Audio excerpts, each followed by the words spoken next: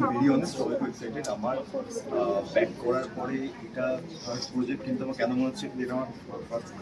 Y I am saying this because একটা হয় না, একটা অদ্ভুত, আমি যেটা প্রথমেই বলছিলাম, যেটা নতুন ফুলের গন্ধের মতো লাগে, এবং কোথাও গিয়ে অ্যাজ অ্যান অডিয়েন্স আমার দেখে মনে হচ্ছে যে this will work in a different way. It's a very new story, it's a very new vibe.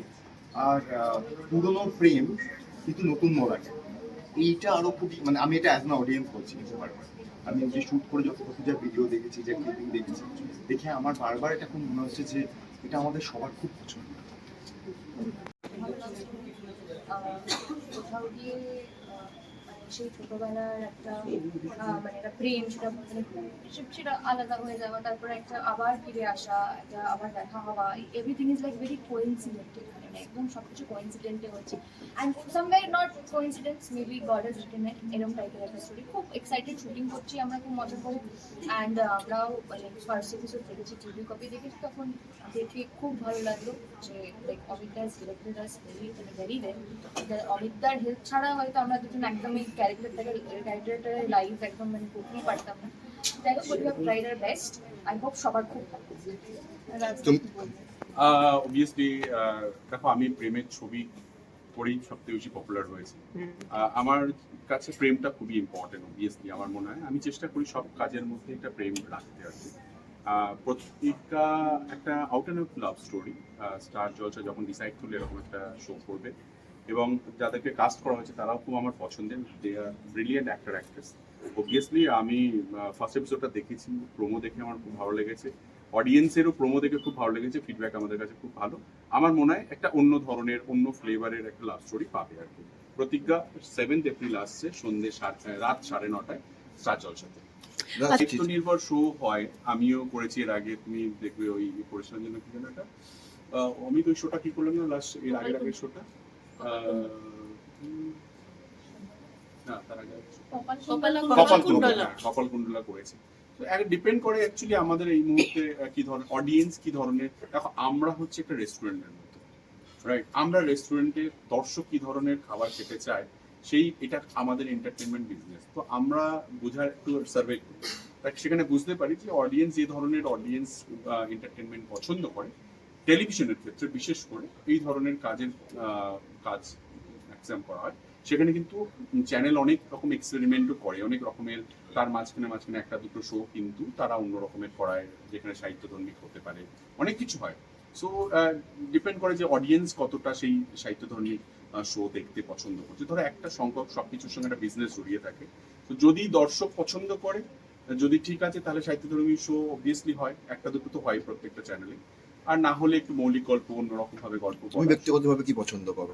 আমি এন্টারটেনমেন্ট পছন্দ করি, যে গল্প আমাকে আনন্দ দেয়, যে গল্প দেখতে গিয়ে আমার বোর হয় লাগে না, যে গল্প দেখতে গিয়ে আমার মাথা চুলকাতে হয় না, যে গল্প দেখতে গিয়ে আমি ঘুমিয়ে পড়ি না, সেই গল্প আমার ভালো লাগে। আমি এন্টারটেনমেন্ট শুধুই ক্লান্তি দূর করার জন্য দেখি।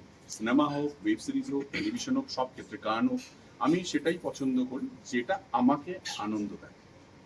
তুমি যে সাহিত্য ধর্মী বলছো, সেখানে আমি ছোটবেলা থেকে বই পড়তে খুব ভালোবাসতাম, বই পড়তাম, সব সাহিত্য মোটামুটি পড়া আছে আর কি। সো অবভিয়াসলি খুব ভালো লাগতো। আগে শরৎচন্দ্রের গল্পগুলো নিয়ে প্রচুর হতো, এখনকার বাচ্চারা সেগুলো জানবেই না। বাট কিন্তু অডিয়েন্স না, বৃহত্তর অডিয়েন্স হয়তো সেগুলো বারবার দেখে ফেলেছে, যারা এখন টেলিভিশন দেখে, তার জন্য একটা নতুন গল্পের ডিমান্ড থাকে সবসময়। কিন্তু ভালোভাবে গল্প যদি বানানো হয়, সেই গল্পটা যেমন খুশি হতে পারে, শিল্প সাহিত্য থেকে হতে পারে, মৌলিক হতে পারে। তো চ্যানেল কিন্তু সবসময় চেষ্টা করে যে একটা ভালো গল্প বানানো যেটা মানুষের ভালো লাগবে। এটা কিন্তু মাথায় রাখতে হবে। টেলিভিশন বা সবাই আমরা এন্টারটেনমেন্ট যাই বলি না কেন, আমরা যে কোনো প্রজেক্ট করি মানুষকে এন্টারটেন করার জন্য, আমি বিশেষ করি। মানে অফকোর্স প্রতিজ্ঞা তো যেন আমার কাছে সব থেকে বড় জিনিস, ছোটবেলায় বাবা মাকে যে প্রমিসটা করা, যে বড় হয়ে নিজের পায়ে দাঁড়াবো, কিছু একটা করবো, তাদেরকে প্রাউড ফিল করাবো, সেইটা তো অফকোর্স একটা প্রতিজ্ঞা ছিল, সেটা পূরণ করতে পেরেছি, সেটা একদমই। আর তার সাথে অনেক এরকম জিনিস আছে যেটা হয়তো আমরা মানে ফুলফিল করতে পারি না, বা এরকম অনেক প্রমিসেস আছে যেটা হয় না, পূরণ হয় না, সেটা তো আর কাউন্ট করে রাখা যায় না যে কি প্রতিজ্ঞা মানে ছোটবেলার প্রতিজ্ঞা যেরকম করেছিলাম সেটা হয়তো বড় হয়ে আর আমরা পূরণ করতে পারিনি। তো this is a different thing. তো তাই পূরণ হয়নি, ভেবেছিলাম করবো, এবং হয়েছে হয়েছে, মানে অধিকাংশই হয়েছে। মানে আমি যেহেতু খুবই প্র্যাকটিক্যাল একটা লোক, আমি খুব একটা ওই ইমপ্র্যাকটিক্যাল জিনিসপত্র এরকম প্রতিজ্ঞাবদ্ধ হই এরকম কোনো বিষয় নয়। আমি জানি যেগুলো আমি করতে পারবো সেগুলোর প্রতি প্রতিজ্ঞাবদ্ধ হই। স্বপ্নীলা প্রতিজ্ঞা বল। Promises. ছোট্ট বাচ্চা, কি বলে রাজদা? ছোট্ট বাচ্চা ওরা। কেন হঠাৎ এরকম কেন বলছো? এখনো অনেকগুলো প্রমিস ফুলফিল করা বাকি আছে, মানে নিজের কাছে প্রমিস ছিল সবসময় কি একটা স্ট্রং ইন্ডিপেন্ডেন্ট উইমেন হবো সবসময় ইয়েতে। তো ওই প্রমিসটা আস্তে আস্তে সেদিকে এগিয়ে যাচ্ছি, সেদিকে পূরণ করার দিকে এগিয়ে যাচ্ছি। এখনো অনেক অনেক প্রমিসেস আছে, নিজের কাছে আছে, লোকের কাছে আছে, যেগুলো পূরণ করা বাকি আছে। তো যখন পূরণ করতে পারবো সবকটা বা বেশিরভাগগুলো তখন যাবো। ওলে বাবা, রাজদা তুমি বাকি রয়েছো আমি- প্রতিজ্ঞা। আমি সবসময় প্রতিজ্ঞা করি যাতে আমি যে শোটা করবো ওখান থেকে প্রচুর পয়সা রোজগার করি। সেটা হয়ে ওঠে না, সবসময় প্রতিজ্ঞা ভঙ্গ হয় আর কি। বাট আমার একটাই প্রতিজ্ঞা থাকে, এই প্রতিজ্ঞা যদি ভালো হয়, অনেক দিন চলে, অনেক টাকা রোজগার করবো। কখনো হয় কখনো হয় না আর কি, লাভ লোকসান নিয়েই জীবন। হালি শহরের রাজ চক্রবর্তী কোন প্রতিজ্ঞাটা এখনো পূরণ হয়নি? হালিশহরের রাজ চক্রবর্তী প্রতিজ্ঞা, আমার মনে হয় ভগবান আমাকে সব রকম ভাবে আমাকে ব্লেস দিয়েছে, এবং আমি ভাবিনি যে আমি রাজ চক্রবর্তী হতে পারবো, আমি ভাবিনি আমি ডিরেক্টর হতে পারবো, আমি ভাবিনি। সবটাই আমার কাছে সময়ের সঙ্গে সঙ্গে এসছে।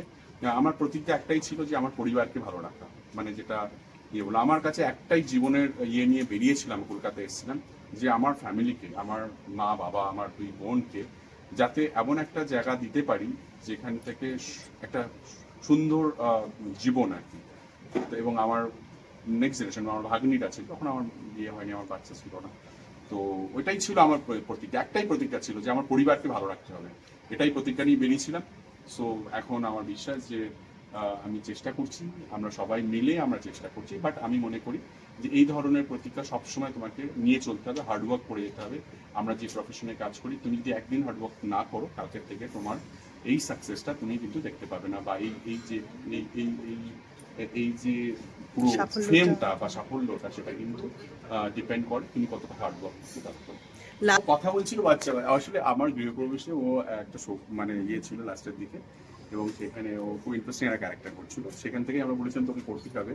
ও ইনিশিয়ালি ও রাজি হয়নি, বলেছিলাম না তোকেই করতে হবে, ফোন করে বলেছিল।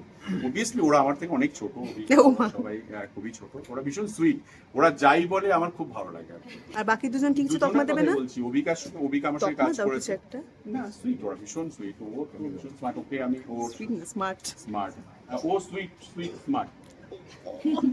আর রাজদার জন্য তোমাদের কমপ্লিমেন্ট কিছু? Ultimate Raj Chakraborty itself is a itself, compliment. yeah, exactly. আমরা সব পড়াশোনা করেছি। Thank you.